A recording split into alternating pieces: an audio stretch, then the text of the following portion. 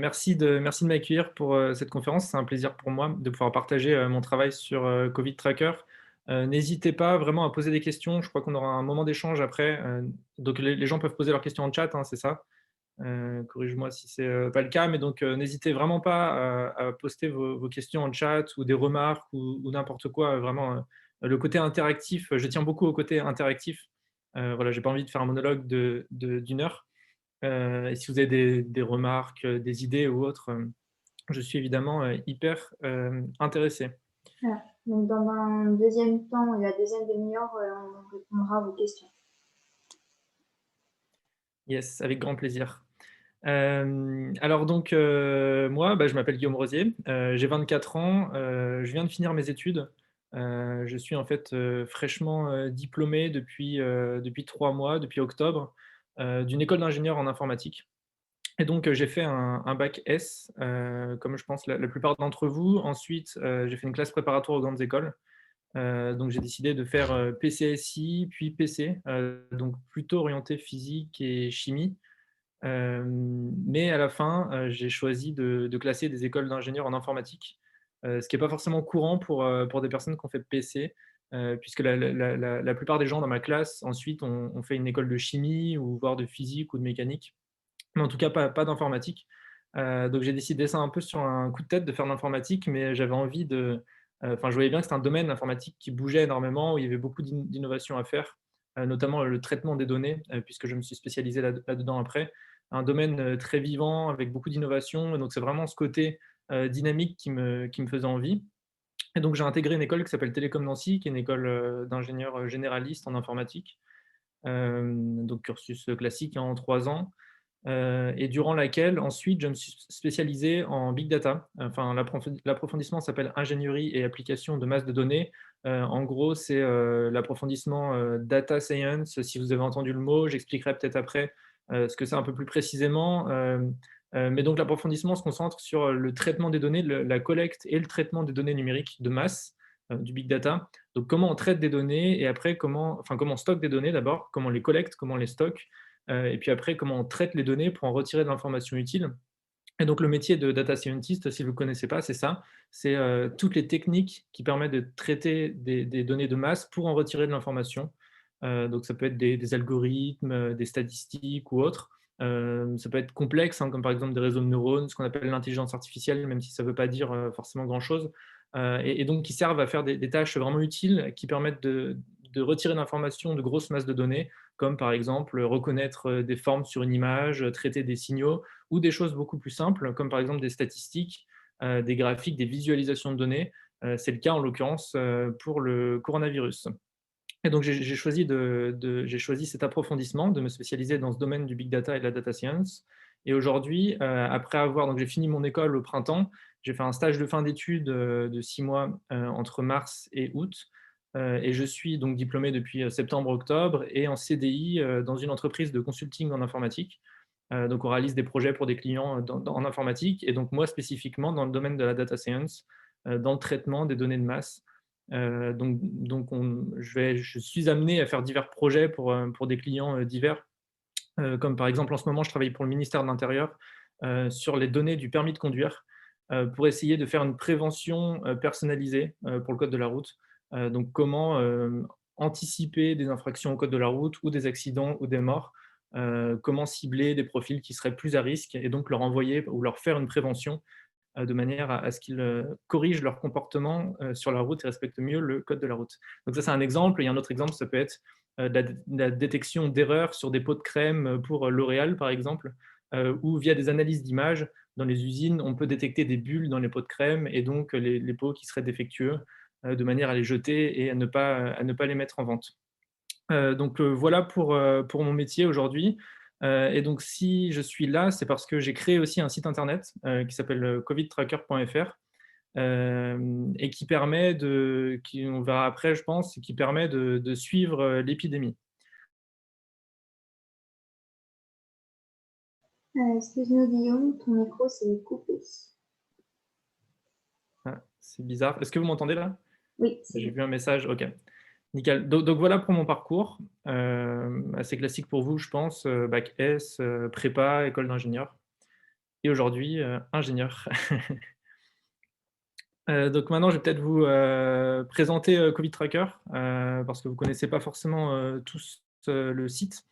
Donc c'est un site que j'ai créé ces derniers mois et qui permet de, enfin je l'espère en tout cas, de comprendre l'évolution de l'épidémie, hem, à différents niveaux, dans les différents départements, dans les différentes régions en France, dans le monde, dans les différents pays, mais aussi dans les différentes classes d'âge, suivant le sexe, enfin vraiment voir comment, se développe l'épidémie, à quelle vitesse, est-ce que la situation est grave? Est-ce qu'elle empire? Est-ce qu'elle s'améliore? À quel niveau, est-ce que le virus circule beaucoup? Est-ce que les hôpitaux sont remplis? Donc le but vraiment, pour moi, de Covid Tracker, c'est de, vraiment de comprendre comment évolue l'épidémie et donc de savoir comment adapter ses comportements individuels, comment adapter, la réponse dans les hôpitaux, les réglementations, est-ce qu'on peut se rassembler? Voilà, ce genre de choses. Et donc ça prend la forme de, 2 choses principales sur le site. Une partie, c'est les tableaux de bord, dashboard en anglais. Donc des tableaux de bord qui permettent de visualiser des graphiques, des statistiques, pour suivre, l'épidémie, des visualisations de données et cetera. Donc on a un tableau de bord, par exemple, pour la France, un pour les départements, un pour les régions et cetera. Et puis des outils, qui vont faire des tâches annexes, complémentaires au tableau de bord, qui sont plus interactifs. On verra après, mais par exemple, un outil pour, calculer le risque qu'une personne soit positive dans un événement, un outil pour calculer la durée du confinement. Bon, alors ça, c'est plus d'actualité, ou alors peut-être que malheureusement, ça va redevenir d'actualité dans les prochains jours, les prochaines semaines, mais qui permet d'évaluer la durée du confinement, en fonction de l'objectif, hein, si on a un objectif, par exemple, de 5 000 cas par jour, positifs au Covid. Voilà, donc différents outils qui sont plus interactifs et qui permettent de faire des tâches complémentaires. Donc ce site comprend ces 2 parties-là, les tableaux de bord et les outils. Aujourd'hui, le site, il est devenu, assez populaire. Enfin, il y a pas mal de gens qui passent dessus. En novembre, j'ai pas mis à jour la statistique, en novembre, il y avait 500 000 utilisateurs, uniques, donc personnes différentes. En termes de vues, c'est plus, 8 millions de vues, en 4 jours, ça c'était en novembre.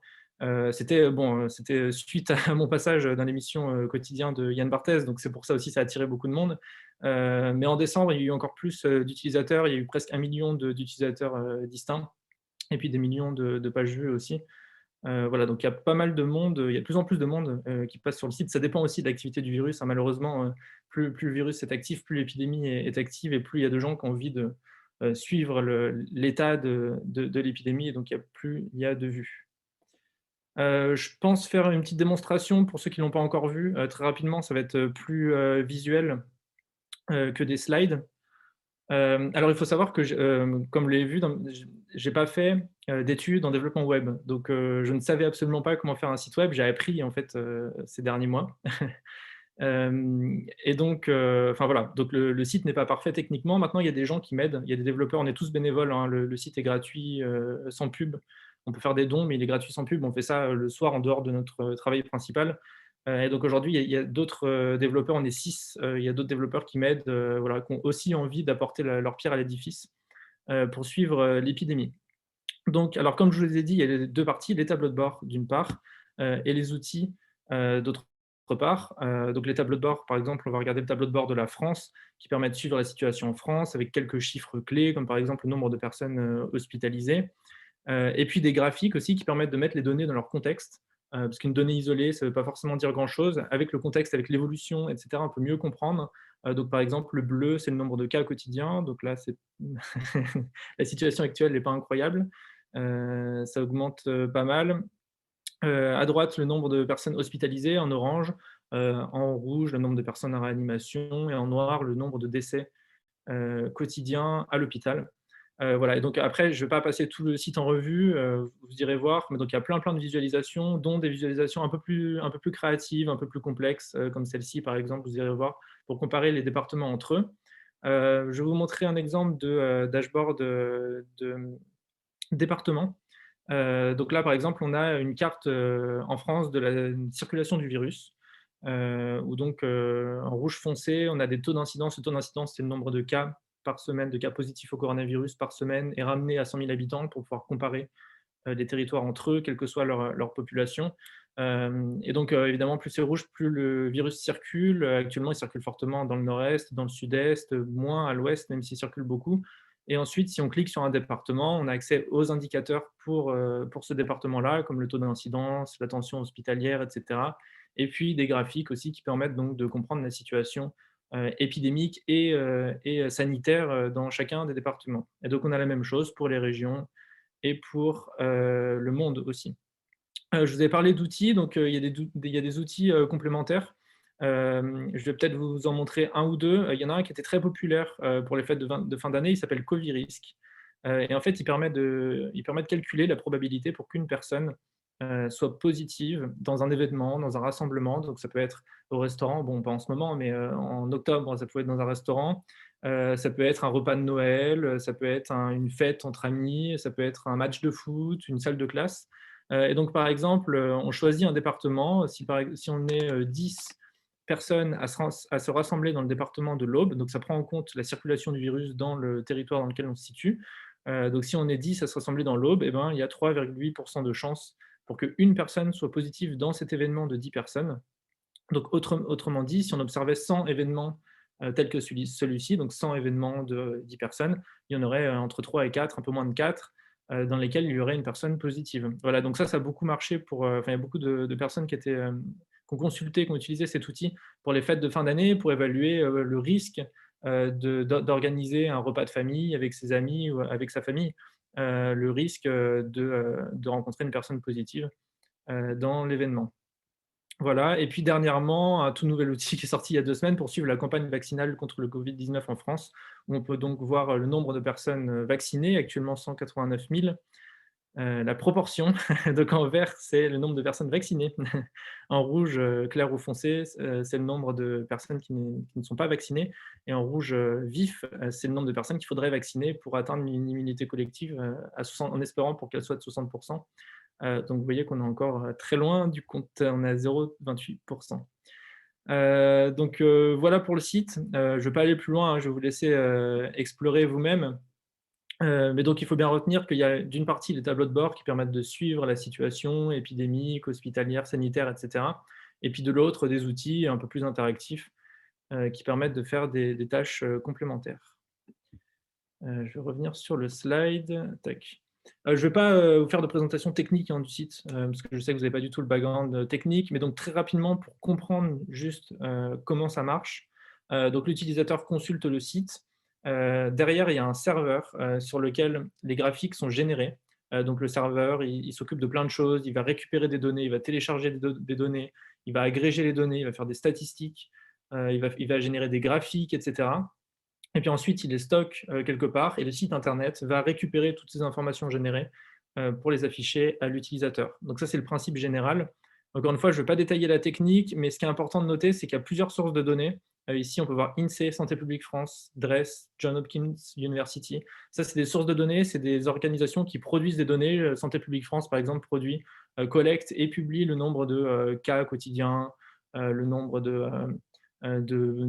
personnes hospitalisées, etc. Et donc ensuite, moi, les algorithmes que j'ai développés vont télécharger ces données en CSV, ensuite les mouliner pour générer les graphiques, les stocker, par exemple sur GitHub, et ensuite COVID Tracker, le site, va donc afficher toutes ces ressources produites.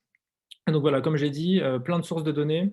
Aujourd'hui, la principale source de données, c'est Santé publique France. Pour la France, c'est Santé publique France, parce que c'est l'organisation publique officielle qui collecte la plupart des données sur les hôpitaux, sur les cas, sur la vaccination maintenant. Mais il y a d'autres sources de données pour la France, comme l'INSEE, l'adresse, qui permettent par exemple d'avoir le nombre de morts, toutes causes confondues.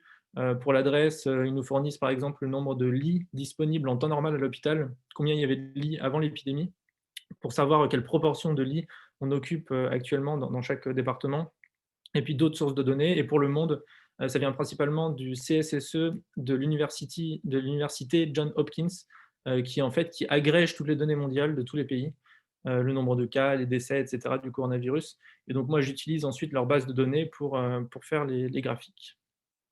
Voilà, donc voilà pour la présentation de Covid Tracker, un site qui permet de suivre l'épidémie dans chaque région, dans chaque département, enfin dans chaque territoire, dans chaque tranche d'âge aussi, et donc qui permet, je pense, de mieux comprendre comment évolue la situation, quelle dynamique, à quel niveau on se situe, est-ce que la situation est grave ou pas, et qui comporte aussi des outils hein, qui permettent, par exemple, d'évaluer le risque de se rassembler dans ce contexte épidémique. On se rend compte que c'est devenu un site assez fourni. Mais à la base, c'était un passe-temps, je crois. Donc, d'où est venue cette idée de créer Covid Tracker? Ouais, exactement. Alors finalement, c'est un projet assez rigolo, parce que j'ai jamais eu, en fait, l'ambition, de créer le site internet. À aucun moment, je me suis dit: «Bah, Guillaume, tu vas créer, Covid Tracker, il va y avoir telle page, telle page, telle page, tel outil, et puis, l'objectif, c'est que dans 6 mois, il y ait des millions de vues, c'est que, le cabinet d'Olivier Véran t'appelle pour te féliciter, c'est que tu sois invité sur telle chaîne». Ça n'a jamais été ça l'objectif, jamais. En fait, il y a jamais eu d'objectif. J'ai jamais rien planifié, c'est pas un projet en fait, il y a jamais rien qui a été planifié. Ça s'est fait hyper progressivement, hyper naturel, de jour en jour, de semaine en semaine et de mois en mois, pour répondre en fait à la demande. Parce que j'ai été moi-même le premier surpris, mais il y avait une réelle demande, des gens d'avoir un suivi de l'épidémie, d'avoir des graphiques, de mettre en contexte les données, parce qu'on nous inonde pas mal de données au quotidien dans les médias ou autres, mais en fait, on se rend pas compte dans quel contexte elles s'inscrivent, quelle est la dynamique, est-ce que c'est grave, est-ce que c'est pas grave? Enfin et donc il y avait une réelle demande et moi j'ai commencé alors j'ai ressorti exprès pour vous un des tout premiers tweets que j'ai fait en mars, à droite. Et donc en fait, dès le 5-6 mars, là c'était un peu plus tard, le 11 mars, dès le 5-6 mars, j'ai commencé à prendre les données mondiales du coronavirus, donc qui étaient produites par l'université, Johns Hopkins et j'ai fait un premier graphique tout simple, pas très beau d'ailleurs à droite. C'est le nombre de cas en France et en Italie. Donc en bleu, c'est en France, en rouge, c'est en Italie. Et puis en fait, à l'époque, début mars, donc là, on était une dizaine de jours avant le confinement en France. Une dizaine de jours, c'est une éternité en contexte épidémique. Quasiment personne ne parlait de l'épidémie en France, hein. C'était, quasiment passé sous silence, 5-6 mars, personne n'en parlait. Hem et donc j'ai fait ce premier graphique, et il m'a un peu alerté parce que la situation commençait à devenir assez grave en Italie. L'Italie était confinée le 9 mars, hein, nous le 17. Là, le graphique qu'on voit, c'était le 11 mars, et j'ai commencé le 5-6 mars. Et donc l'Italie a commencé à être confinée. En France, tout le monde disait: «Tout va bien, l'Italie, c'est différent. Eux, ils ont l'épidémie, pas nous. Ils ont un système hospitalier qui est pas bon, nous, les meilleurs».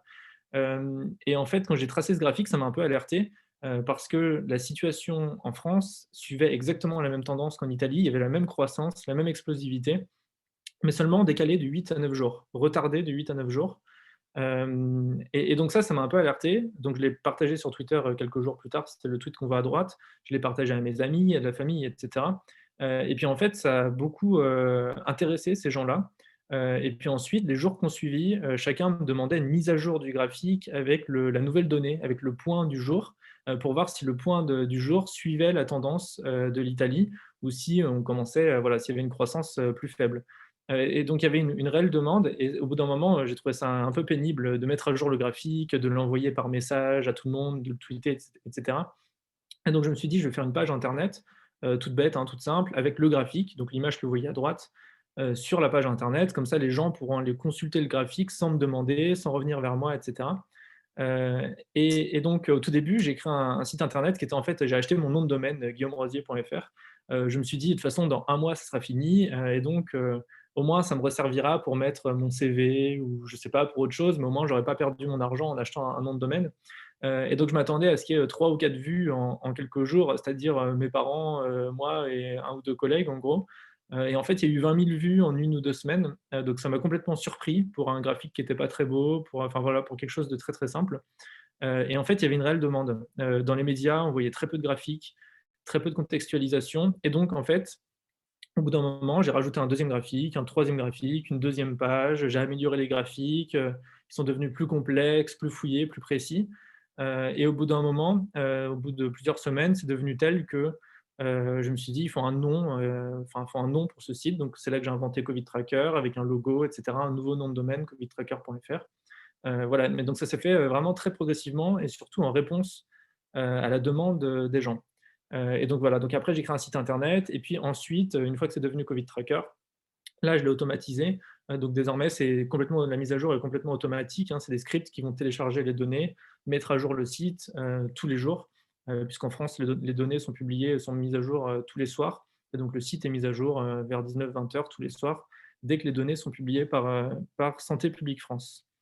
Et donc ensuite, une fois que Covid Tracker a été créé, autour de avril-mai, enfin le Covid Tracker a été créé début mi-avril, mais ensuite il s'est développé en avril-mai, et donc il a commencé à y avoir des premiers articles, comme par exemple Society, Arrêt sur image qui m'a interviewé, à droite France 3 Lorraine, et donc là, c'était pour moi, c'était déjà complètement fou, j'ai fait un site en quelques heures sur mon temps perso, je l'ai pas dit, mais j'étais en stage, en fait, à ce moment-là, j'ai commencé le stage début mars, et en fait, mon stage a été plus ou moins mis en pause, parce que j'étais dans une banque, au Luxembourg, en Erasmus, donc je faisais un stage en data science, ingénieur informatique, et en fait, quand on a été confinés, Erasmus nous a demandé de rentrer en France, donc je suis rentré en France, mais je ne pouvais pas télétravailler, parce qu'à cause des règles bancaires luxembourgeoises, je ne pouvais pas, en fait, travailler sur des données de la banque, en dehors de la banque. Donc en mars, j'ai été plus ou moins mis en pause. Enfin, mon stage a été fortement ralenti, mars-avril. Et donc ça m'a libéré un peu de temps pour travailler sur Covid Tracker et analyser les données de l'épidémie. Voilà, et donc ça a commencé à apparaître dans quelques médias. Donc là, à l'époque, bon, France 3 Lorraine, j'étais j'étais j'étais déjà fou, alors que en fait, bon, maintenant, ça paraît insignifiant, et donc ensuite, bah, le site, il s'est amélioré de semaine en semaine, de mois en mois, et c'est devenu ce que vous avez vu tout à l'heure, donc avec des cartes, avec, de l'interactivité, avec des graphiques, plus poussés et un suivi de l'épidémie, plus, complet. Et puis ensuite, cet été, c'était, mort. Enfin, c'était mort, il y avait l'épidémie a ralenti, donc moi, je me suis un peu éloigné du projet, enfin voilà, je suis passé à autre chose. Et puis fin août, l'épidémie a commencé à revenir, et là, donc j'ai relancé, enfin, Covid Tracker n'a jamais été arrêté, mais du coup, je me suis remis dans le truc, j'ai recommencé à faire des analyses, et cetera. Et puis là, la presse nationale a commencé à parler de Covid Tracker. Donc aussi bien, vous voyez bien, la presse écrite, à gauche avec Le Figaro ou d'autres, Quotidien qui m'a invité au milieu, le journal de 20 heures de TF1 ou de France 2 utilise maintenant quasiment tout le temps les graphiques de Covid Tracker. Si vous regardez la source, vous verrez, ils sourcent Covid Tracker, enfin ils refont les graphiques pour que ça corresponde à leur identité visuelle, donc ils repassent sur les traits, mais ils sourcent Covid Tracker.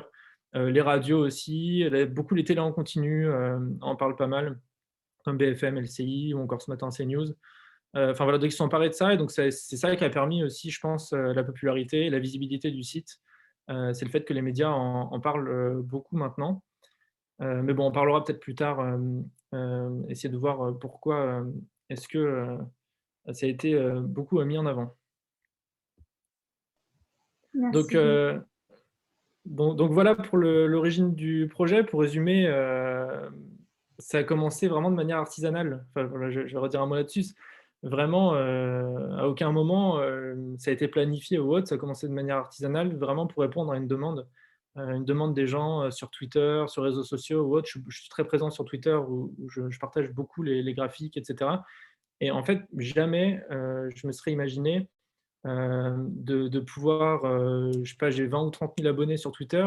Si on m'avait dit un jour que j'aurais 20 ou 30 000 abonnés sur Twitter en partageant des graphiques, pour moi, un graphique, c'était austère, c'était voilà, c'était des maths, enfin, ça peut pas être populaire, ça peut pas être, les gens peuvent pas aimer. Ben, en fait, si, il y a une réelle demande. Les gens ont vraiment envie de comprendre ce qui se passe. Ils ont envie de mettre en contexte les choses, de voir les dynamiques, vraiment. Je pense qu'il y a un réel intérêt des gens pour ça. Et donc c'est ça qui m'a porté, enfin c'est ça qui a porté le projet finalement. Les gens ont beaucoup, interagi aussi et critiqué, mais dans les 2 sens, les graphiques de Covid Tracker. C'est-à-dire qu'ils ont dit ce qui allait pas, mais ils ont aussi beaucoup dit, il y a énormément de gens qui disent: «On adore, pouvoir suivre l'épidémie», et cetera.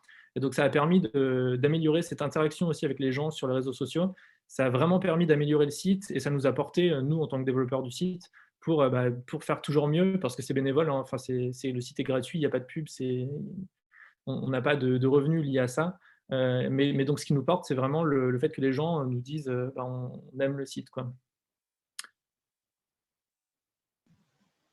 Donc, tu n'avais aucune ambition vis-à-vis de Covid Tracker. Aujourd'hui, c'est quand même devenu une référence dans l'analyse de l'épidémie et tout. Est-ce que pour autant, tu te sens légitime? Pourquoi, selon toi, c'est quand même devenu une référence, même si à la base c'était un passe-temps? Ouais, c'est une question qu'on me, pose, beaucoup. En fait, il y a 2, enfin, je regarde mes diapos pour dans quel sens je vais te dire, mais il y a 2, dans le je vais d'abord parler de, le titre va pas. Je vais d'abord parler de pourquoi est-ce que, enfin, du coup, la deuxième partie de ta question en premier, pourquoi est-ce que, ce site, pourquoi est-ce qu'on parle beaucoup de Covid Tracker? Pourquoi est-ce qu'il semble plébiscité par les gens? Pourquoi est-ce qu'il y a beaucoup de vues et cetera? En fait, je vais revenir sur la contextualisation des choses. J'ai dit qu'il y avait beaucoup de gens, qui avaient envie de voir le contexte des choses et là, je vais l'illustrer de manière très claire. Je vais essayer de hop, de prendre le lien pour vous montrer le tweet en question, parce que ça, c'est un tweet que j'avais fait en mai, donc au moment du déconfinement, hein. On était déconfinés, je crois, le 11 mai du premier confinement de mémoire. Et en fait, il y a un truc qui m'a beaucoup surpris, Guillaume Deray, pour ne pas le nommer, mais bon, je suis obligé, on le voit là, qui est un journaliste de France 2, du journal de 20 heures, a tweeté en plein déconfinement, 348 nouveaux décès en 24 heures en France, bilan quotidien de nouveau en hausse. Alors ça, en fait, ça m'a beaucoup énervé. Pourquoi? Parce que c'est vrai, il y a eu 348 décès ce jour-là. Le bilan quotidien est en hausse par rapport à la veille. C'est complètement vrai, mais c'est trompeur parce qu'en fait, la donnée, n'est pas mise dans son contexte. On ne voit pas la dynamique et donc c'est trompeur. Ça sous-entend que l'épidémie augmente, enfin que le bilan s'alourdit, que l'épidémie repart ou je sais pas quoi. Ça sous-entend des choses, mais qui ne sont pas vraies et donc ça m'a un peu énervé. Et ça a été, en fait, à l'époque, j'étais quasiment inconnu sur Twitter. Ça avait été liké, 6 000 fois, retweeté 3 000 fois. Donc pour moi, c'était, c'était une explosion, enfin, c'était inimaginable. Et donc en fait, après, j'explique pourquoi c'est trompeur. Et donc pourquoi est-ce que c'est trompeur? Parce qu'en fait, on se rend compte, je vais montrer cette image. Ça, c'est le nombre de décès. Donc lui, il a dit: «Le nombre de décès aujourd'hui est plus élevé qu'hier». Oui, c'est vrai, mais en fait, on se rend compte que dans les données des décès, si elles ne sont pas mises dans leur contexte, les données brutes quotidiennes sont idiotes. Enfin, elles n'ont aucun sens. Or, c'est la seule donnée quasiment qui est communiquée par les médias, hein. Les médias tous les jours, enfin maintenant c'est mieux, mais au printemps, les médias vous disaient, bah, aujourd'hui il y a eu tant de morts et c'est tout ce qu'ils vous disaient. Et donc en fait, si on regarde le nombre de décès en fonction du temps, ça c'était bon, c'était au printemps, hein, de décès du coronavirus, on se rend compte qu'il y a une forte saisonnalité, c'est-à-dire un motif qui se répète dans le temps. Donc là, en l'occurrence, c'est un motif qui se répète toutes les semaines. Donc là, par exemple, on a une semaine, la semaine suivante, encore une semaine, et donc on voit bien le même motif avec des chiffres très élevés tous les lundis, ça c'est des lundis, et des chiffres très bas tous les dimanches. Et en fait, tout simplement, il n'y a pas moins de décès le dimanche que le lundi, mais tout simplement, il y a moins de personnel dans les hôpitaux pour saisir les données. Et donc le dimanche, il y a moins de remontées de données et donc on enregistre moins de décès le dimanche et le lundi, on rattrape, tout le week-end, donc on a beaucoup plus de décès, puis après ça diminue dans la semaine. Et donc en fait, lui, ce qu'il nous expliquait, c'est que le lundi, on avait plus de décès que le dimanche, plus de décès enregistrés, plus de décès remontés, pas de décès effectifs. On avait plus de décès que la veille. Et donc ça m'avait un peu énervé parce que c'est trompeur si on fait un traitement. Donc là, par exemple, si on fait une moyenne mobile, donc chaque barre vert ou verte ou rouge représente la moyenne de 7 valeurs, la moyenne centrée, donc c'est-à-dire on prend les 3 valeurs suivantes, les 3 valeurs précédentes, la valeur du jour, on fait la moyenne. Donc ce bâton-là est issu de 7 valeurs, plus 7 valeurs, plus 7 valeurs, celle-là, enfin des 7 autour moyennés. Ben, on se rend compte que ça fait que de baisser en fait, de jour en jour, ça fait que de baisser. Voilà, donc ce phénomène, je pense qu'il permet bien de comprendre finalement le succès, enfin pourquoi les gens ont envie de vraiment comprendre comment évolue l'épidémie. C'est qu'ils ont envie de mettre en contexte les données, ils n'ont pas envie, d'avoir une donnée brute, isolée, un certain jour. Ensuite, pour, parler plutôt de la, légitimité, heu, tac, tac, tac. Hem, Désolé, hein, je bouge, mais pour parler de la légitimité, en fait, hem, non, pardon, je vais encore parler du succès. Pour parler du succès, il y a d'autres sites qui existent. Il y en a plein d'autres, mais notamment des officiels. Là, par exemple, ce que vous voyez, c'est Géode, c'est le portail officiel de Santé publique France, pour afficher les données de Santé publique France. Le problème de ce site, alors il est très complet, hein, on peut accéder quasiment à n'importe quelle donnée, de santé publique, mais selon moi, il y a une mauvaise expérience utilisateur. Il n'est pas centré utilisateur, il est complexe, il est austère, il ne marche pas sur mobile, par exemple, il ne marche pas sur téléphone, on est obligé d'avoir un ordinateur. Puis même avec un ordinateur, le menu, moi je mets un quart d'heure à comprendre comment ça marche, pour trouver telle donnée. Ensuite, je comprends jamais comment on arrive à avoir un graphique. Les graphiques sont pas beaux. Enfin voilà, c'est pas intuitif. Donc il est très utilisé, mais surtout par les professionnels de santé, vraiment par des gens qui veulent une donnée précise, ils veulent telle donnée pour tel territoire. Ils veulent un truc très précis, très rigoureux, et donc eux vont l'utiliser. Par contre, le grand public, à mon avis, à mon avis, la personne ne connaît, Géode. Je pense que personne n'y est allé. Voilà, et donc c'est un peu dommage, et ça explique pourquoi je pense, Covid Tracker était plus mis en avant, c'est qu'il est plus simple, plus intuitif, avec une meilleure, expérience utilisateur. Il a plein de défauts, hein, je veux dire, je lance pas que des fleurs à Covid Tracker, il a plein, plein, plein de défauts, que j'accepte, totalement. Mais là, en l'occurrence, je pense que c'est pour ça que ça marche mieux. Le gouvernement a fait son propre dashboard, son propre tableau de bord. Alors je ne sais plus comment il s'appelle, mais vous le trouvez très facilement, vous avez déjà dû le voir. Au début, il n'existait pas, donc maintenant il a le mérite d'exister.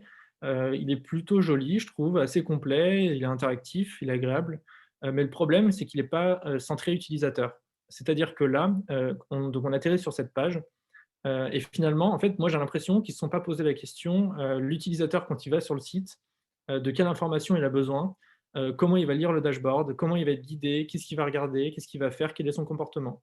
Parce que moi, quand j'atterris sur ce dashboard, je vois à gauche 1, 2, 3, 4, 5, 6, 7, 8, 9 chiffres, un graphique, à droite une carte, et en fait, je suis un peu perdu. Je ne comprends pas si la situation est grave ou pas. Je ne comprends pas quelle est l'information principale. Donc on voit des cas, des décès, enfin on voit plein de chiffres, plein de choses, mais enfin voilà, c'est assez dur de. On n'est pas guidé. C'est assez dur de voir quelle est l'information principale, est-ce que la situation est grave, comment est-ce qu'elle évolue. Voilà, donc pour moi, ce dashboard, il est très bien, très complet, joli, mais il n'est pas centré utilisateur, et donc je pense que ça explique aussi il n'est pas assez simple, en fait, il n'est pas assez direct, et donc je pense que ça explique aussi le la popularité en tout cas médiatique de, Covid Tracker. Voilà, donc pour résumer, expérience utilisateur, simple, rapide, pédagogique. Je pense que c'est important de guider l'utilisateur. Et puis aussi, j'en ai pas parlé, mais la communication, parce que je communique beaucoup dessus sur Twitter et cetera, dans les médias maintenant aussi, donc ça aide. Et puis enfin, la sincérité, j'en ai pas encore parlé, mais c'est vrai que je reçois beaucoup de messages là-dessus, beaucoup de gens en fait qui ont envie d'avoir une information qui est pas liée à une influence politique ou à, n'importe quelle influence externe, et donc qui, à mon avis, des gens qui se rendent compte de mon indépendance, enfin de notre indépendance et sincérité. Voilà, finalement, on est des gens, random, enfin des gens aléatoires, dans la rue, de 24 ans, de 30 ans, de 50 ans. On n'a aucun parti politique, on n'est pas payé, on n'est pas, enfin voilà, donc on n'a aucun intérêt à soutenir telle ou telle cause. Au contraire, on a envie de comprendre l'épidémie, et donc d'avoir des chiffres, de comprendre les chiffres, enfin, d'expliquer les chiffres d'une manière la plus objective possible, de les mettre en contexte, et pas forcément de tourner les chiffres dans un sens ou dans l'autre. Et pour le côté légitimité de ta question, alors c'est une question que je me suis beaucoup posée, notamment en fait je ne sais plus quand est-ce que c'était, en septembre. Il y avait un directeur d'hôpital, un directeur de centre hospitalier de l'hôpital de Grasse, dans les Alpes-Maritimes, qui m'a appelé en me disant: «Bah, Guillaume, merci beaucoup pour Covid Tracker. À partir d'aujourd'hui, c'est l'outil qu'on va utiliser tous les jours en cellule de crise à l'hôpital, pour essayer d'anticiper l'épidémie, essayer de voir de combien de lits on aurait besoin dans les prochains jours, dans les prochaines semaines, essayer d'anticiper les besoins en personnel, et cetera». Et donc évidemment, sur le coup, ça m'a fait très plaisir.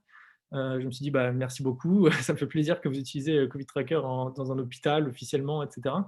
Mais ensuite, je me suis posé la question, mais en fait, est-ce que c'est vraiment normal qu'un étudiant, à l'époque j'étais étudiant, de 24 ans, qui fait un site sur son temps personnel de manière artisanale le soir, de manière amateur quoi, j'ai envie de dire, est-ce que c'est normal qu'un hôpital, quelque chose d'officiel, utilise ce site pour peut-être, sauver des vies, enfin voilà, pour des choses très sérieuses, quoi?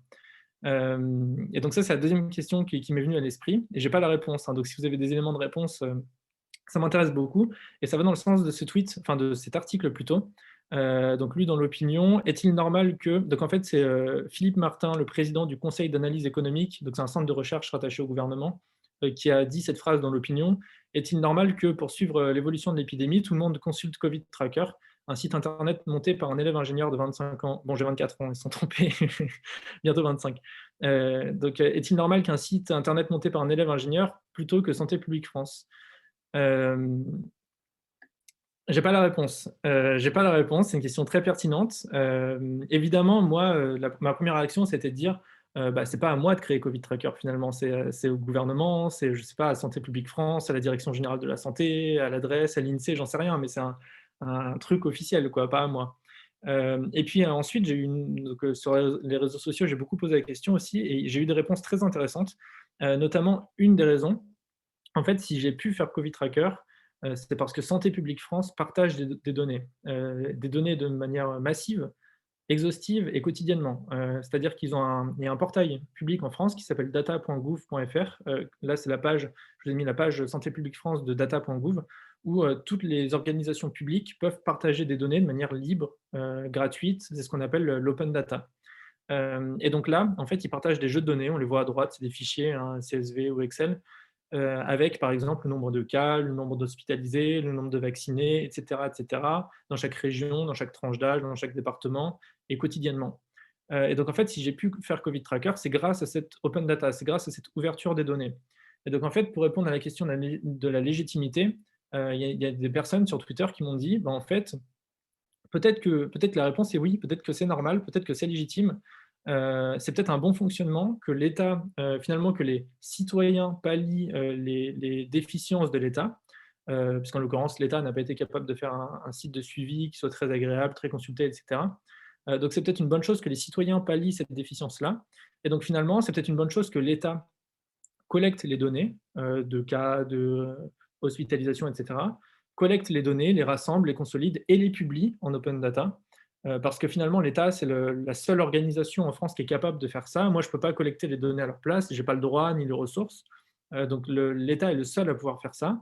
Et ensuite, de laisser les citoyens réutiliser ces données, faire des sites internet, des visualisations, j'en sais rien, des traitements, faire plein de choses pour pouvoir mettre en lumière ces données, pour qu'on puisse les comprendre, pour qu'on puisse y accéder, pour les mettre dans leur contexte, dans leur dynamique, etc. Et donc ça, c'est une réponse que j'ai trouvée très, très intéressante, enfin voilà, qui ne m'était pas venue immédiatement à l'esprit, mais qui est très intéressante et en tout cas qui montre quelque chose, c'est que l'open data est hyper important, je pense, dans une démocratie. Le fait d'ouvrir des données, de proposer, alors bien sûr, une fois anonymisé, hein, c'est hyper important de ne pas pouvoir réidentifier les personnes. C'est pour ça, là, par exemple, en l'occurrence, on n'a pas, pour les données de Covid-19, on n'a pas le nombre, on n'a pas, par exemple, l'âge exact des gens, on n'a pas le code postal des gens, bien sûr, hein, on n'a que le département, on a une tranche d'âge. Par exemple, on sait que il y a eu tant de personnes hospitalisées entre 50 et 60 ans. Mais on ne sait pas à 61 ans combien de personnes de 61 ans sont hospitalisées. Ça, c'est pour éviter la réidentification, parce que si on connaît l'âge exact et le nombre de personnes pour un territoire qui est petit, si par exemple on sait qu'il y a une personne hospitalisée de 62 ans dans le département de la Savoie, bah, ça pose des problèmes de réidentification. On peut peut-être réidentifier la personne si on recoupe avec d'autres informations. Donc évidemment, c'est hyper important d'anonymiser les données, mais donc tout ça montre que c'est surtout important de publier les données de manière anonyme et exhaustive, complète et quotidienne. Voilà, donc c'est une réponse très, très intéressante. Et d'ailleurs, sur la plateforme de data.gouv, ils assument en fait ce côté-là, et donc ils mettent en avant les réutilisations. Là, en l'occurrence, en fait, chacun peut mettre une réutilisation. Donc là, on est sur la page du jeu de données de Santé publique France sur les données hospitalières.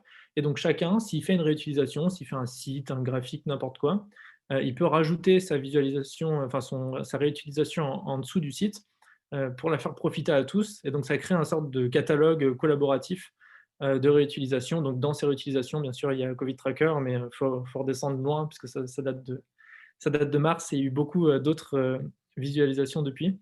Et donc, le gouvernement a d'ailleurs mis en avant très rapidement, en avril dernier, je crois, Covid Tracker sur leur page d'accueil de data.gouv.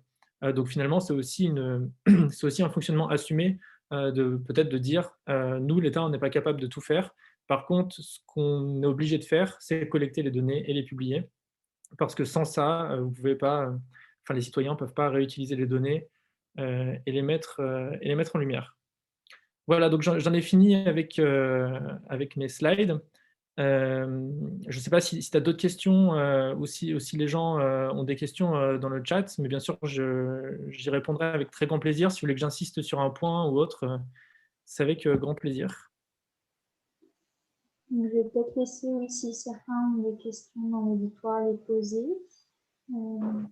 soit en allant au concours, soit par chat. Bonjour, moi j'aurais une question. Si c'est possible, J'entends très mal. bonjour. Ah bon Ça coupe beaucoup, je crois. Oui, ça coupe beaucoup. À la limite, Yves, pose ta question dans le chat et je relirai pour toi.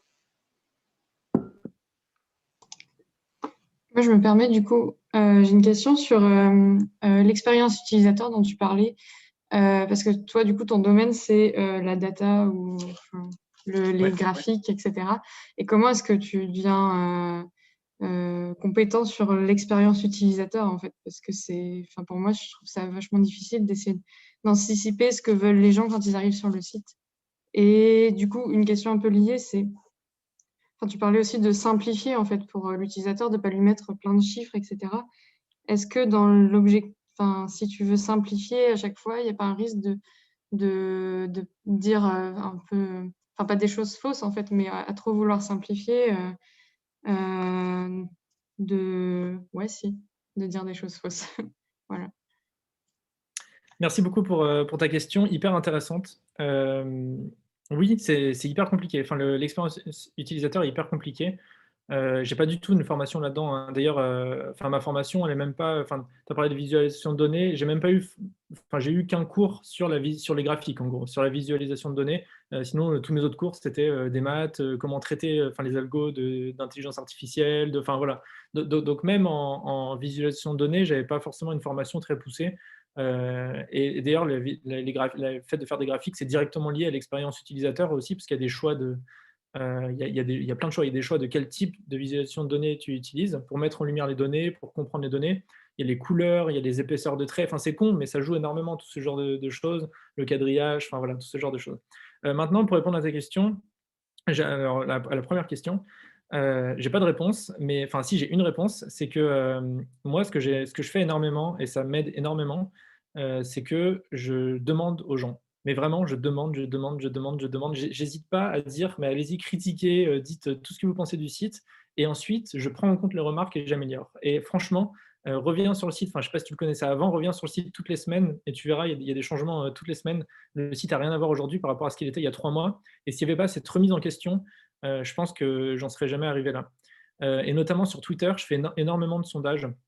Par exemple, pour le dashboard France, qui est très long, avec plein de choses, enfin, qui est assez enfin, à lire, il faut du temps quoi, pour le lire. Je me suis dit, à un moment donné, je me suis dit, bon, il y a trop de choses, il faut que je le découpe. Il faut que je fasse des sous-pages, enfin des pages différentes. Par exemple, une page pour les cas en France, une page pour les hospitalisations en France, une page, enfin voilà, tu vois, découper en catégories. Je me suis dit, enfin moi, ça me paraît plus intuitif, mieux rangé, etc. Et j'ai demandé sur Twitter, concrètement, j'ai fait un sondage sur Twitter, est-ce que vous préférez que je découpe ou est-ce que vous préférez que je laisse comme ça?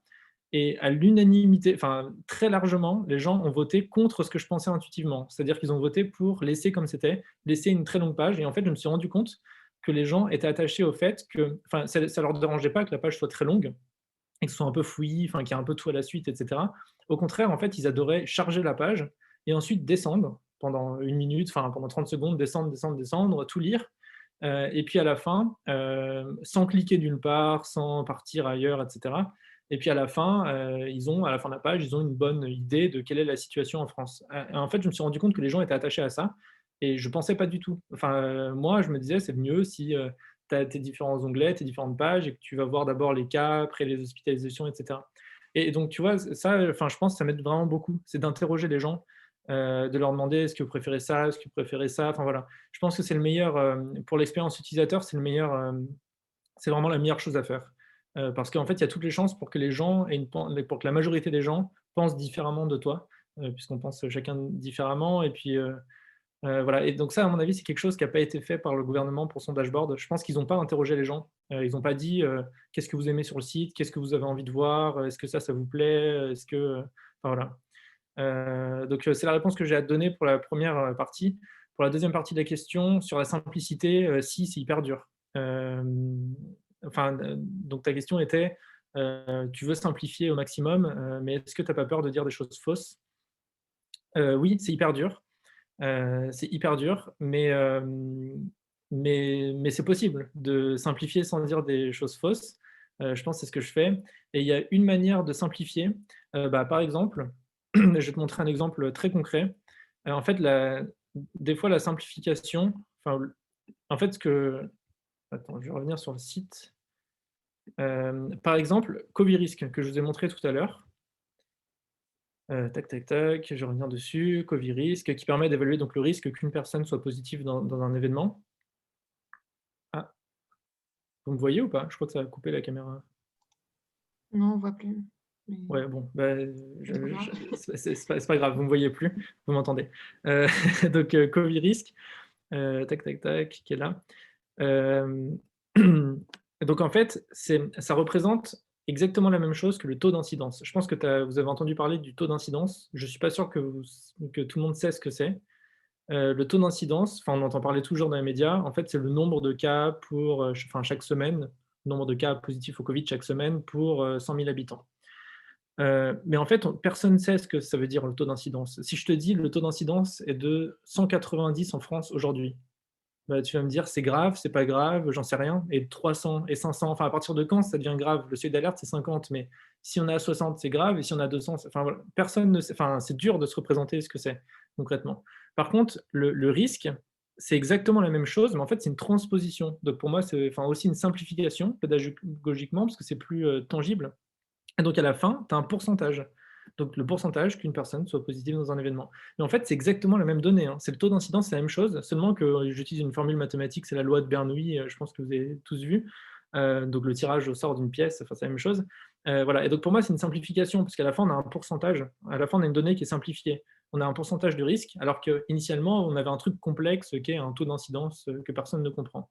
Donc ça, c'est une simplification et pourtant, je pense pas que ça dise une chose fausse parce que ça dit la même chose, mais dans un autre, référentiel.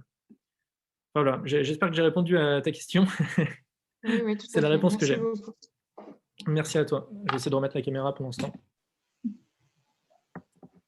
Tu as aussi, du coup, Guillaume, deux questions dans le chat, dont celle de I, que je peux te lire si tu souhaites. Ouais, je veux bien, ouais, j'ai pas le chat sous les yeux. Ok, donc déjà Yves te remercie pour la présentation et il te demande comment tu as choisi la manière de représenter les données, car une même donnée peut être représentée différemment et peut être sujette à des interprétations différentes. Ouais, Ça rejoint un peu la question du signe, mais je pense que tu ouais. peux encore développer. Bah, là, je suis désolé, mais il y a pas de réponse. Alors, oui, je suis obligé de faire des choix. Enfin, à partir du moment où on fait de la visualisation de données, on est obligé de faire des choix. Et chaque choix est hyper important. Une épaisseur de trait, ça peut tout changer dans l'interprétation. Une couleur, ça peut tout changer. Je le vois pour ça, je suis confronté pour les cartes, hein. Parce que les cartes, par exemple, les seuils, c'est moi qui les définis, hein, les seuils de couleur. L'État n'a pas ces seuils officiels, ou enfin personne n'a de seuil officiel. Et donc il suffit que je choisisse des seuils beaucoup plus bas pour que la carte soit entièrement rouge, ou des seuils beaucoup plus élevés pour que la carte soit entièrement verte. D'ailleurs, le choix de couleur vert-rouge, c'est moi aussi. Ça aurait pu être bleu-violet, par exemple, ce qui peut paraître, par exemple, moins alarmiste que du rouge. Donc, je suis désolé, j'ai pas de réponse. Enfin, ce qui est certain, c'est que j'étais obligé de faire des choix, je suis obligé de faire des choix, donc il y a forcément une part de subjectivité. Même si j'essaye d'être le plus objectif possible, mon rôle, c'est, enfin, moi, de façon égocentrique, j'ai envie de comprendre les données moi-même, sans influence, quoi. J'ai pas envie de rendre les données plus alarmistes ou plus optimistes, mais il y a forcément la subjectivité, et donc c'est pour ça que c'est hyper important qu'il y ait de la pluralité. Et donc ça rejoint je veux dire, le fait que je sois militant pour l'open data, parce qu'en fait, je pense qu'on y gagne à publier les données et ensuite à laisser les gens mettre en lumière les données différemment. Peut-être qu'une autre personne fait une autre visualisation, ou un autre média d'ailleurs, va faire une autre visualisation avec la même donnée, mais avec d'autres choix de couleurs, de traits, enfin d'autres choix visuels, et que ça va communiquer une information très différente. Voilà, et donc c'est pour ça que je milite aussi pour la pluralité. Je ne suis pas le seul à faire un site sur le coronavirus, je ne suis pas le seul à faire des graphiques, et donc j'invite aussi les gens à aller voir les autres visualisations pour contrebalancer, parce que peut-être que des fois j'ai fait des choix qui n'étaient pas complètement objectifs.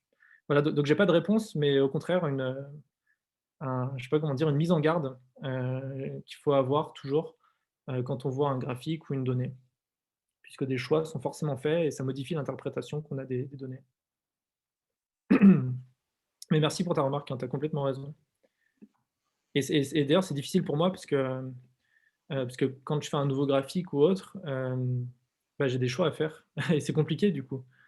C'est compliqué parce que j'ai des décisions à prendre et c'est des débats. D'ailleurs, sur Twitter, je demande aussi beaucoup aux gens, et des fois, il y a des débats, quoi, sur les choix de couleurs, de forme, d'épaisseur, de taille, qui ont beaucoup d'influence sur l'interprétation. Merci à toi, Guillaume. Les choix d'échelle aussi, hein, c'est hyper important. En échelle logarithmique, c'est pas du tout pareil qu'en échelle linéaire. Tout à fait. Nous avions aussi une question de Samantha qui demande, alors je vais lire plutôt le message, ça facile. Donc j'aurais une question, comment as-tu pu beaucoup suivre l'évolution du Covid au travers des chiffres? Quel futur imagines-tu pour la crise? Je sais que ça reste des hypothèses, mais je trouve intéressant d'avoir l'avis de quelqu'un sans formation précise là-dessus, mais qui a pu bien suivre toute l'évolution des chiffres. Alors, j'ai pas bien noté juste le début de la question. C'était en gros, comment est-ce que tu arrives à analyser des données alors que tu n'es pas issu alors que tu n'es pas Non, épidémiologiste? la Ça, question, c'était plutôt bonjour et merci déjà. merci à toi. C'est qu'est-ce que tu imagines pour la suite de la crise? Enfin, si potentiellement nouveau confinement, combien de temps avant une efficacité de vaccin, combien de temps avant peut-être un retour à la normale? Enfin, je sais que c'est pas obligatoirement précis, mais vu que tu as pu suivre les chiffres, en tout cas beaucoup plus que ce que nous on a suivi peut-être, qu'est-ce que tu imagines toi pour ça? Alors déjà, ce que j'ai appris d'une épidémie, parce que je ne suis pas épidémiologiste, c'est que soit ça régresse, soit ça empire. Enfin, ça peut paraître bête ce que je dis, mais en fait, c'est très rare d'avoir des situations de plateau où on est à l'équilibre. Et donc, soit on est dans une croissance exponentielle, soit on est dans une décroissance quasi exponentielle. Actuellement, on est plutôt dans une croissance exponentielle, malheureusement. Euh, donc, je suis désolé, hein, mais je suis pas très optimiste pour les prochaines semaines. Moi, j'ai du mal à voir comment on pourrait ne pas être confiné dans les prochaines semaines ou les prochains mois. Aujourd'hui, personne ne peut faire de prédiction. C'est impossible. Même des épidémiologistes de grands noms essayent de faire des modélisations et des prédictions. C'est très dur pour la simple bonne raison que ça dépend de nos comportements futurs. C'est-à-dire qu'on ne sait pas comment tu vas te comporter, comment je vais me comporter dans une semaine, dans 2 semaines, dans 3 semaines. Et l'évolution de l'épidémie dépend directement de ça. On ne sait pas si les gens vont plus être en télétravail, vont moins être en télétravail, si les gens vont se rassembler chez eux pour fêter leur anniversaire ou pas. Et donc, c'est impossible de faire des prédictions, surtout que là, vous avez peut-être entendu parler du variant anglais ou du variant sud-africain, qui sont des variants du coronavirus qui se transmettent plus facilement, qui n'ont pas des taux de létalité plus forts, donc qui ne tuent pas plus, qui ne sont pas plus graves en soi, mais qui se transmettent de façon plus importante. Et ce qui est en fait beaucoup plus grave. Hein. C'est plus grave d'avoir un virus qui se transmet plus plutôt qui est plus grave en soi, parce qu'en fait, le taux de contamination est exponentiel. Et donc, si on a un virus qui se transmet plus, il se transmet de façon exponentiellement fois plus, et donc il cause exponentiellement fois plus de décès. Enfin bref, c'était une petite parenthèse à côté. Mais donc, dans les prochaines semaines, les prochains mois, je ne vois pas comment on peut éviter un confinement. Ça, c'est clair. Actuellement, on est dans une dynamique où le virus circule beaucoup sur l'ensemble du territoire. Le seuil d'alerte pour le taux d'incidence, la circulation du virus, c'est 50. C'est 50. Aujourd'hui, en France, on est à 190, donc 3 fois plus, presque. Et même les départements qui sont le moins touchés à l'ouest, on est à 90, 100, voilà, donc le double du taux d'incidence. Donc le virus circule beaucoup plus à l'est que la France, hein, nord-est, sud-est, moins à l'ouest. Mais ça change beaucoup. Si là, on regarde l'évolution, donc ça, c'est l'évolution entre le taux d'incidence d'aujourd'hui et le taux d'incidence d'il y a 7 jours. Donc si c'est rouge, ça veut dire que ça augmente très vite. Si c'est vert, ça veut dire que ça baisse d'une semaine à l'autre. Et donc là, on peut voir que l'ouest, ça augmente très vite. Donc en gros, l'ouest est en train de rattraper l'est. Enfin, ça circule moins dans l'ouest, mais ça circule de plus en plus dans l'ouest. Donc l'ouest est en train de rattraper l'est. Voilà, et donc actuellement, on a un nombre de cas qui augmente. Le nombre de cas, il n'est pas fiable. Ça aussi, c'est très intéressant. C'est très intéressant de mettre en contexte le nombre de cas, donc c'est la courbe bleue. Il n'est pas fiable parce qu'il dépend il dépend de plein de choses, mais entre autres, il dépend du nombre de tests qu'on fait. Plus on cherche, plus on trouve. Plus on fait de tests, plus on va trouver de cas positifs. Et donc là, c'est ce qui s'est passé à Noël. En gris, c'est le nombre de tests qu'on fait. Hein. Donc c'est les tests, les gens qui vont se faire tester. En bleu, c'est le nombre de cas positifs. Et donc le restant, c'est négatif. C'est pas les mêmes échelles, hein, donc les proportions ne sont pas identiques. Il y a une échelle à droite, une échelle à gauche. Et donc on peut voir que là, les cas ont beaucoup augmenté. Là, en bleu, ça c'était entre le 18 et 22 décembre. Et en fait, le virus n'a pas plus circulé à ce moment-là, mais tout simplement, les gens se sont massivement fait tester. On a testé 3 à 4 millions de personnes par semaine. Et donc, en fait, plus on cherche, plus on trouve. Et donc, on a trouvé plus de cas positifs là. Ça ne veut pas dire que le virus a plus circulé. D'ailleurs, il est redescendu après. Voilà. Mais bon, globalement, après, le nombre de tests est redescendu et le nombre de cas a quand même augmenté. Malgré le fait qu'on cherchait de moins en moins ces derniers jours, ces dernières semaines, on a trouvé de plus en plus. Donc, ça prouve que le circule de plus en plus. Et d'ailleurs, il y a des analyses qui sont faites dans les eaux usées aussi, qui du coup ne dépendent pas du nombre de tests qu'on fait, parce qu'on regarde combien on trouve de Covid dans les eaux usées, et ça augmente. À Paris, à Marseille, qui sont 2 des villes dans lesquelles on analyse, ça augmente sur les derniers jours, donc il est clair que le virus circule de plus en plus et avec le variant anglais qui est en train d'arriver en France et qui va se développer pardon, en France, je ne suis pas hyper optimiste, pour la fin du mois de janvier ou le début du mois de février. Désolé pour le coup de pour pour le coup de blues, mais il va falloir vous prendre un bon thé et vous motiver pour cet après-midi, ou un bon café. Et Merci puis quand même. surtout que les hôpitaux sont pas vides, hein. Donc ça, c'est le nombre de personnes hospitalisées pour Covid, le nombre de lits occupés, par des patients Covid. Et donc cet été, en septembre, on était là. On avait 5 000 personnes hospitalisées. Au pic de la deuxième vague, on avait 34 000 personnes hospitalisées et actuellement, on en a 25 000. Donc en gros, les hôpitaux ne se sont pas vidés. Ça c'est important. C'est ça qui est en fait, c'est ça qui est problématique. C'est qu'en septembre, enfin cet été, on a pu se relâcher parce que les hôpitaux s'étaient vidés et donc on a pu laisser l'épidémie, enfin ici, repartir sans que ce soit très grave parce que les hôpitaux se remplissaient, mais ils étaient vides, donc on avait beaucoup de place. Là, on n'a plus beaucoup de place. On n'est pas très loin de la saturation. Et donc, si l'épidémie repart, on ne pourra pas la laisser repartir toute seule pendant des semaines. Il faudra absolument confiner très vite pour éviter que les gens occupent des lits dont on ne dispose pas, quoi. Voilà. Donc voilà pour la situation épidémique. Bon, après, je te laisserai aller voir dans chaque département, chaque région, mais enfin bref, je vais pas regarder plus loin. Mais ouais, pas très optimiste. Et pour la fin de l'épidémie, ça, j'en sais rien. Ça va dépendre de la vaccination. Et les calendriers de vaccination ne sont pas fixes. Aujourd'hui, bah, tu peux aller voir sur Vaccin Tracker. A priori, on commencera à être tranquille quand tout ça sera vert, enfin quand tous les carrés rouges vifs seront verts. C'est-à-dire quand 60% de la population sera vaccinée. Donc actuellement, tu vois qu'on est très loin de les avoir tous verts. Et qu'est-ce que je veux dire? Oui, en fait, il y a 6 vaccins. L'Union européenne a précommandé 6 vaccins différents. Pour l'instant, il n'y en a que 2 qui ont été autorisés sur les 6. Et on va recevoir des livraisons de ces vaccins tout au long de l'année. J'ai bien dit tout au long de l'année, hein, puisque la plupart en fait, arriveront après l'été. Donc on parle beaucoup de vaccination, mais en fait on a très peu de doses en ce moment. C'est pour ça qu'on privilégie les personnes en EHPAD, etc. C'est pour éviter qu'il y ait une ruée et une grosse pénurie de vaccins, parce actuellement on peut vacciner 500 000 personnes, entre 500 000 et 1 million de personnes. Donc par rapport à 70 millions de Français, enfin 67 millions de Français, c'est pas beaucoup. Donc ce que je voulais dire, c'est qu'on a autorisé 2 vaccins. Les autres, on pense qu'on pourra vacciner 60% des Français d'ici à la fin de l'année, à condition que tous les vaccins soient efficaces, ce qui n'est pas sûr encore, que tous les vaccins soient acceptés et que les laboratoires respectent leurs engagements de livraison tout au long de l'année. Donc tout ça pour dire que c'est possible qu'on ait une immunité collective en fin d'année 2021, mais c'est à condition que toutes ces conditions soient réunies, c'est-à-dire que les laboratoires que les 4 vaccins qui ne sont pas encore acceptés soient acceptés. Il y en a 2, on ne sait même pas s'ils sont, il y en a 3, on ne sait même pas s'ils sont efficaces encore, on ne sait même pas s'ils marchent. Et on ne sait pas si les laboratoires vont pouvoir produire autant de vaccins que ce qu'ils nous ont promis.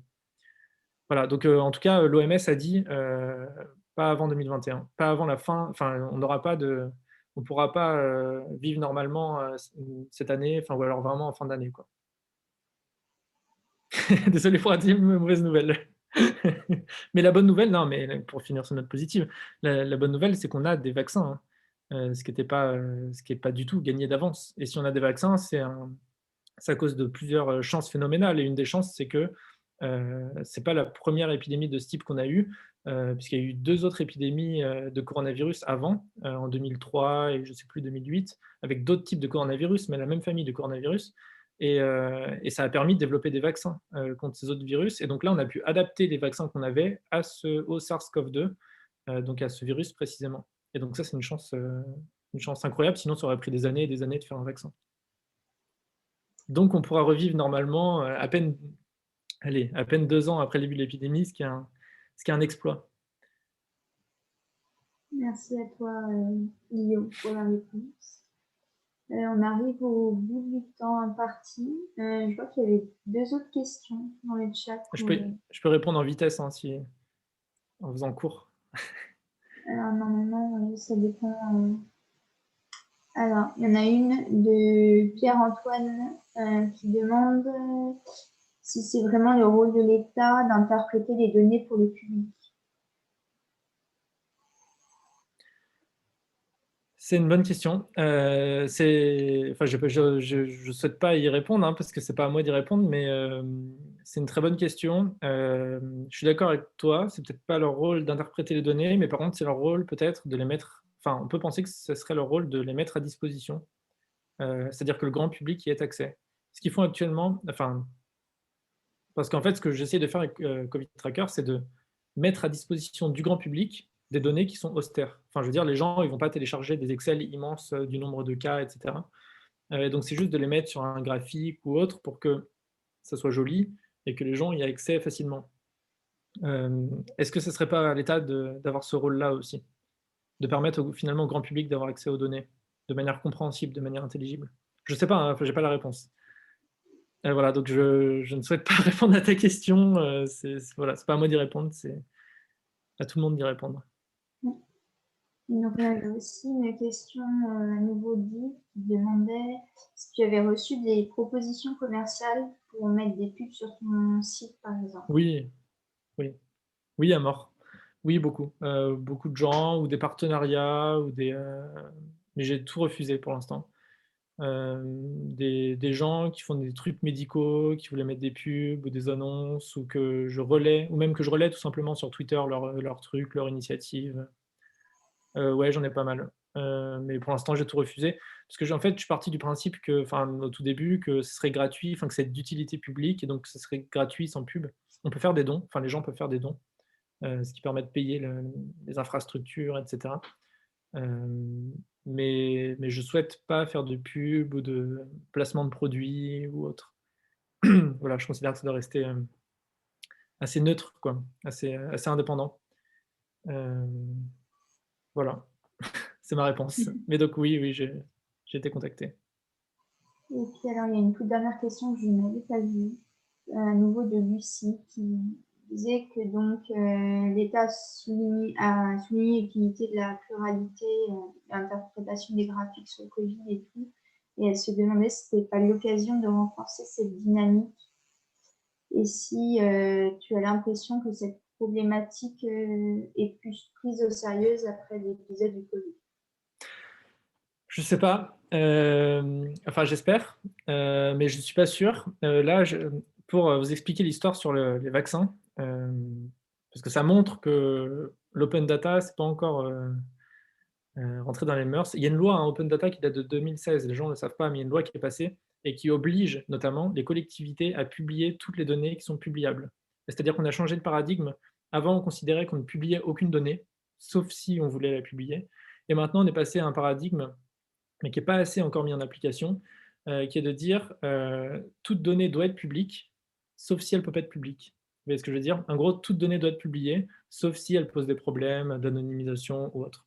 Donc c'est voilà, c'est un changement complet j'ai envie de dire de mœurs, quoi, enfin, de l'état d'esprit, qui est bienvenu, mais qui n'est pas encore mis assez en application. Mais c'est ce qui a quand même permis, par exemple, d'avoir en open data plein de données sur l'économie, sur les transports en commun. Maintenant, on a plein d'applis Google Maps ou autres, peut te dire, pour avoir les données de transports en commun, parce que cette loi-là a obligé les communes à publier les données des transports en commun de façon publique. Voilà, donc il y a quand même des réelles avancées réglementaires. Maintenant, est-ce que le coronavirus a accéléré ça? Oui, je pense. Je pense que quand même Santé publique France, etc., a réellement pris conscience de la valeur ajoutée que ça apportait. Mais bon, je ne suis pas complètement convaincu parce que ce qui s'est passé très récemment avec les vaccins, j'ai lancé la page Vaccin Tracker qu'on voit ici, le 27 décembre. Le 27 décembre, c'était le jour de l'ouverture, enfin du début de la campagne vaccinale. Et on n'avait aucune donnée officielle, aucune donnée publique, aucune donnée officielle, pas d'open data, rien. Donc au début, j'ai commencé à collecter le nombre de personnes vaccinées dans la presse locale. C'est-à-dire que j'allais voir l'article de France 3 Savoie, France 3 Pyrénées, machin, disant dans l'EHPAD machin truc, on a eu 6 personnes vaccinées, etc. Donc j'allais chercher ces articles-là et je cumulais le nombre de personnes vaccinées que je trouvais dans la presse parce qu'on n'avait aucune donnée officielle. Au bout de 3 jours, il y a le directeur du cabinet d'Olivier Véran, donc ministre de la Santé, qui m'a contacté, qui m'a appelé en disant nous, on a des données officielles, enfin des données plus exhaustives. Si vous voulez, on peut vous les donner pour mettre à jour Vaccin Tracker. Donc moi, j'ai dit bah oui, super. Si j'ai des données officielles, c'est encore mieux. Donc j'ai accepté. Et depuis, tous les jours quasiment, il m'envoie un SMS avec la donnée officielle du jour. Mais en fait, il ne publiait pas cette donnée. ni en open data, ni simplement, il la publiait pas du tout, quoi. Il faisait même pas un tweet ou même pas un communiqué de presse ou rien, rien du tout. Et chaque jour, depuis 2 semaines, je me bats en disant: «S'il vous plaît, faites un open data, s'il vous plaît, publiez ces données. C'est pas normal que moi j'en ai l'exclusivité, ça devrait être public». Et donc je me suis battu pendant 2 semaines et il le faisait pas. Alors dimanche, parce qu'en fait j'étais un peu, je devenais presque le porte-parole du gouvernement, quoi. Il me donnait un chiffre, de façon exclusive que même les médias ne pouvaient pas accéder, auquel même les médias ne pouvaient pas accéder, et moi je le publiais sur Vaccin Tracker, et ensuite tous les médias, enfin je l'officialisais en gros, et tous les médias et cetera y accédaient. Et donc en fait, dimanche, là, il y a 3 jours, j'ai posté un message et cetera en disant: «Je ne publierai plus les chiffres que m'envoie le ministère de la santé». C'est-à-dire qu'à partir d'aujourd'hui, Vaccin Tracker ne sera plus mis à jour qu'avec des données publiques, qu'avec un communiqué de presse, un tweet, un open data, n'importe quoi. Et lundi soir, ça les a fait réagir. En urgence, ils ont fait un communiqué de presse disant: «On a eu tant de personnes vaccinées aujourd'hui», c'était la première fois. Et mardi, donc hier, ils ont lancé un open data sur la vaccination. Donc désormais, les données de vaccination sont disponibles de manière libre et gratuite en open data sur data.gouv.fr. Voilà, donc je suis très fier de de ce bras de fer, gagné. Mais surtout, bah, ça prouve que l'open data, c'est pas encore complètement rentré dans les mœurs, bah, parce que j'ai dû me battre, et faire du chantage pour avoir un open data sur ce coup précis. Voilà, donc je suis pas convaincu que ça ait complètement changé malheureusement les choses. Même si bon, ça va dans le bon sens, je pense. Merci à toi, Guillaume, pour toutes tes réponses, pour ta disponibilité. Merci à tous ceux qui sont restés jusqu'à maintenant. J'espère que ça vous a plu. On se retrouvera du coup la semaine prochaine pour les 90e time sur Que manger les romans. Et puis, bon, n'hésitez pas surtout à aller voir le site de Guillaume. Merci à tous. Merci à tous. Merci infiniment pour l'invitation et merci à tous d'avoir suivi la présentation. C'était un plaisir pour moi. N'hésitez pas à m'envoyer un message après si vous avez une remarque ou une question ou n'importe quoi. C'est avec grand plaisir.